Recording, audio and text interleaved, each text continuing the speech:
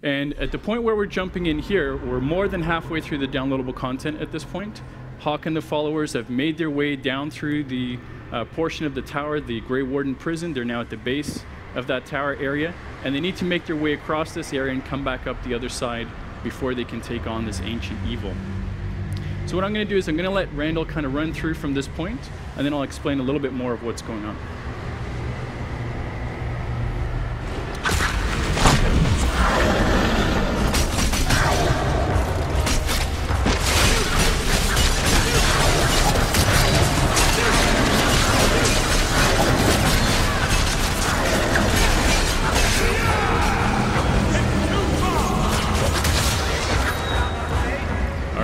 So what we saw there was a Genlock Alpha. This is a new creature that we've introduced into Dragon Age 2. You could see that it was sporting a massive shield, which it used to great effect. What you also saw is that the creature was trying to use its environment a lot better. It had set up an ambush. You also saw that the enemy archers were staying at a distance, and it created a much tougher, challenging fight tactically for the party to deal with. Randall did a great job with that.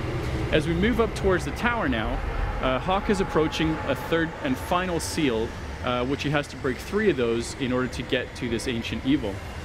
In order to do so, he's actually carrying a weapon, which you see here. As a rogue, he has a dagger. The weapon will, of course, be based on whatever class you're playing and the weapon style that you use. And the weapon effectively acts as a key. Now, each of these gates is guarded by a guardian creature, and this is essentially a mini-boss encounter. It's a very tough challenge. Worth pointing out that for this demo, just for the sake of brevity, we are in casual mode, but be prepared for these mini encounters to be quite tough.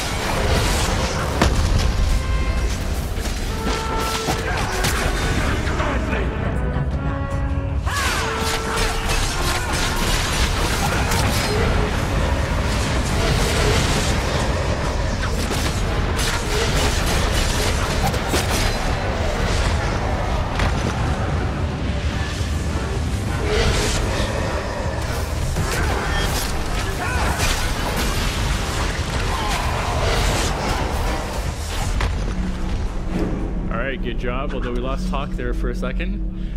So what you saw there was a Pride Demon. The Pride Demon is not a new creature to Dragon Age 2, but what we did do is added a ton of new abilities, and one of the things that you saw with this Guardian in particular is that he could create duplicates of himself.